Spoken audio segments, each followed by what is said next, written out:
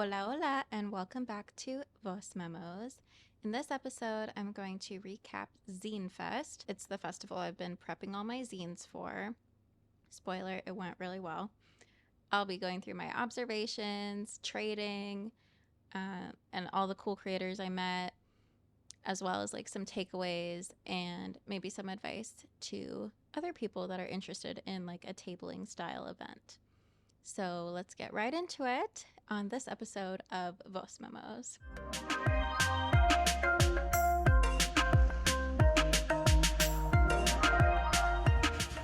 Alrighty, so Zinefest was amazing.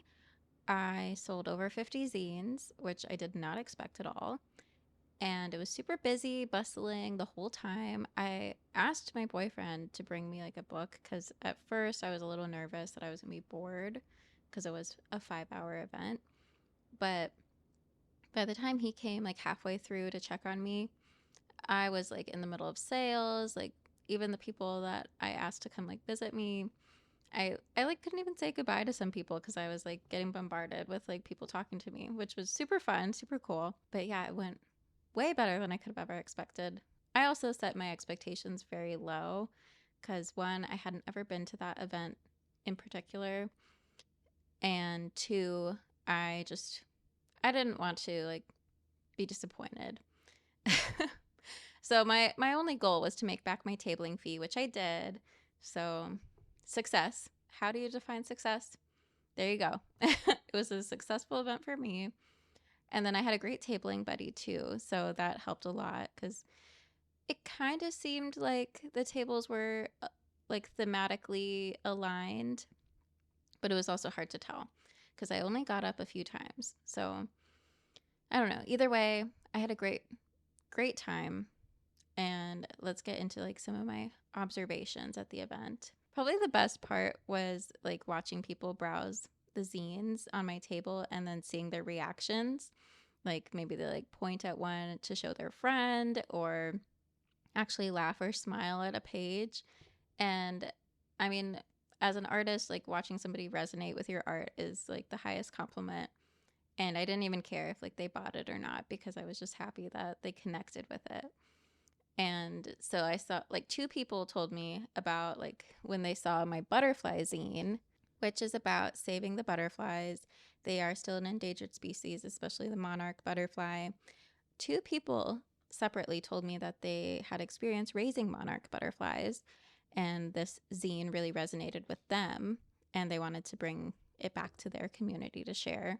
So that was amazing to find like people in that niche.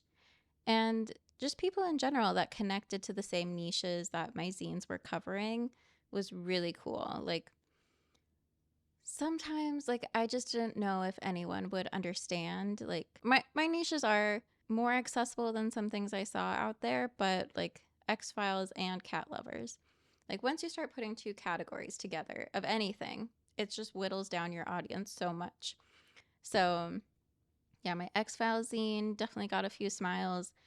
My Eat the Rich zine was actually like my second bestseller, second to the Butterfly zine.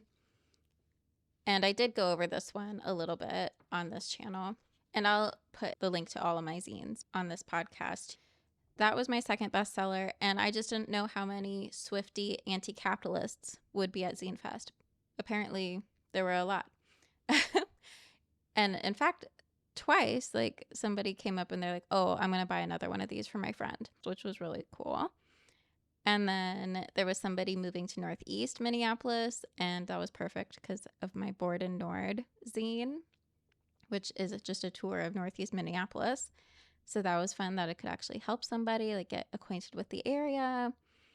And my last observation is that there were not that many poetry zines, which was surprising. I thought I was going to be, I don't know, well, I didn't know at all what it would look like, but I definitely thought it would be more 50-50 on poetry and art. But the Zine Fest itself, at least this one, was very heavily art and comic zines, and then just a few like informational type zines, and then very few poetry zines. So I think my poetry zine would have done a lot better, except I only printed 7.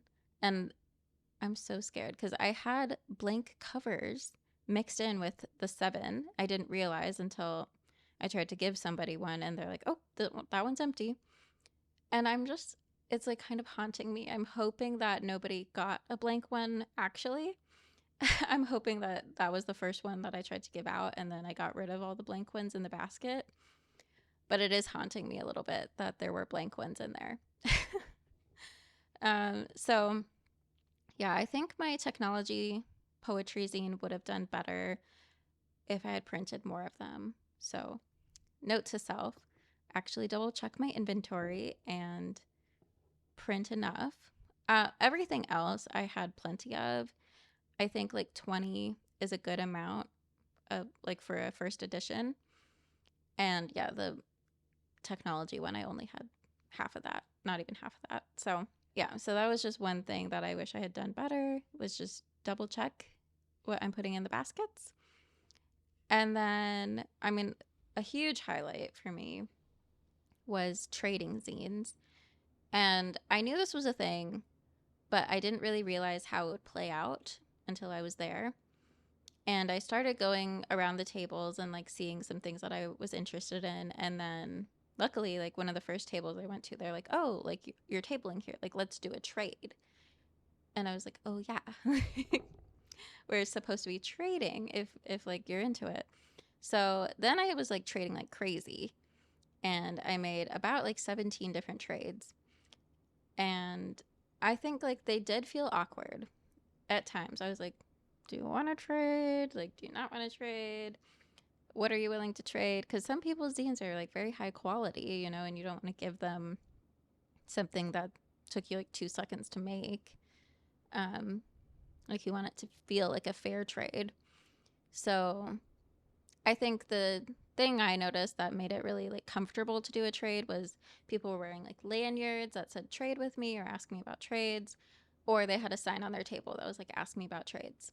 And I would 100% do that at a future table because I was all about trades, and I'm sure some people felt a little of that awkwardness on their end too when they came up to my table. And I don't know. I don't want anyone to feel awkward, right? Like I was super open to trades. So that's a sign I'll have in my future. And if you're interested in seeing a bit of my zine haul, that's on the Instagram and I'll post it to the YouTube channel. It's also on TikTok. I'm back on TikTok. We'll see. And it's the same handle on TikTok as well at Voz Memos. And I'll post a bunch of the Instagram handles in the description of this podcast of all the zinesters I met because they have really cool stuff. And it was all very different than mine. So I don't know, like if you're looking for some kind of different zines, check those out because they're awesome. So let me get into some lessons learned. And it was a huge success. So I don't have any like total fails or flops, but I do have some things where I'm like, oh my God, I'm so glad I did that. For example, number 1, bring supplies you don't think you'll actually need. The morning of, I just threw this like bag of rubber bands that I had into the tote, my plastic tote of supplies. Even though I hadn't like even touched those rubber bands in months. And then it turns out that was what saved my sign from falling off my table. Because I had it like safety pinned to the tablecloth, but the strap I had attached to the sign kept slipping and coming out of the tape and falling off basically. But then I just stapled a rubber band on the back and then boom, it was fixed and it lasted for the whole 5 hours without falling off. So that was awesome. Really glad I packed that. And then I packed a stapler and I was like, everything's already stapled, but I'll just throw that in there. And that I needed that stapler for my sign. So pack more than you think. Like don't bring your whole entire craft cart, but expand your essentials list a little bit further than you think. And then I also desperately needed some better organization for below my table and on my person. For my outfit had 0 pockets. So when I was walking around, I was having some trouble balancing everything in my hands. I needed like a pouch to collect the zine trades, like a big pouch, because some of the zines are like the size of a full sheet of paper. So I needed a big folder pouch for that. And then I just needed some more organization for like my actual zines, like the backstock.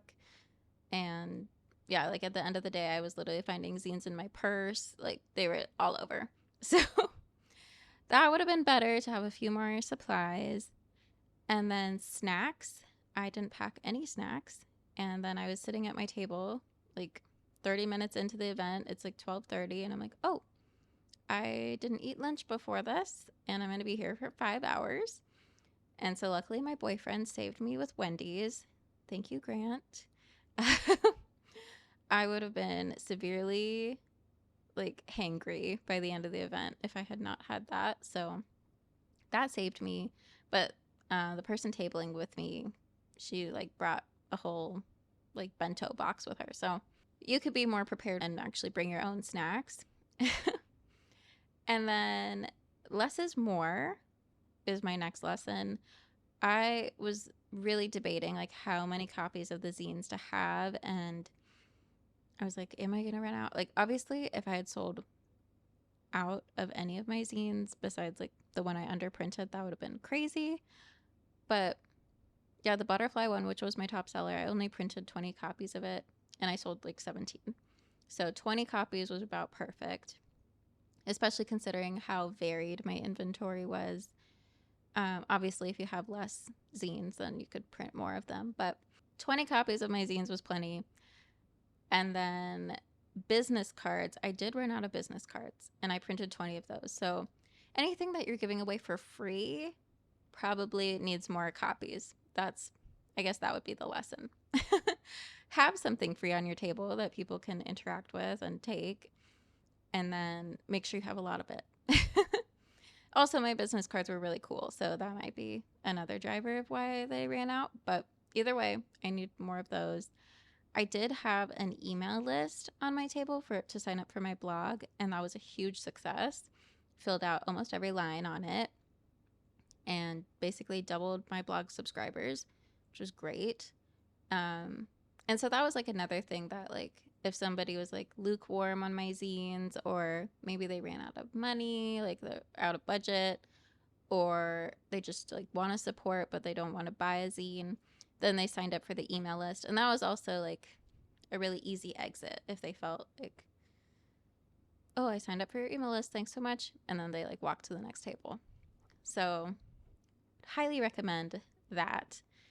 And I feel like you could even do it for Instagram or something, like give me your Instagram handle and I'll follow you, or I don't know, just get creative with like finding a free thing, a way to be interactive, and a way to get people's contact info and like stay in touch. And then speaking of contact info, this is some advice for just like in general, if you have a product like a zine and then you don't put any information about yourself on it, like no one's gonna be able to find you after they buy the zine. And there are a couple zines now in my collection where it's just their first name on the back cover, and I'm like, who are you? Your zine is cool. I want to follow you, but now I can't. So if it's not on your stuff, then like always give out a business card or something like that. Like I know contact info can look ugly, but also contact info can be cute if you're creative with it, and I'll show you. 1 second. So, for example, on the back of my I've never talked about this zine on the podcast either. Or maybe I have. I don't know. This is my I Want to Be a Bitch zine. So the back cover is what I wanted to talk about. You can make your contact info look cute. Like my contact info is literally a bookshelf with all my stuff on it, and like that tiny ass QR code works. Yeah, I would highly recommend making sure people can find you after they've bought your zine, because Otherwise, you're very elusive. And if that's your thing, fine. You can find out almost everything about me on the internet with just like typing my name. So I'm not like that, but I get it. Some zinesters are very much in person, underground, and that's fine. Just a suggestion. Last two takeaways or like lessons learned is just talk to people.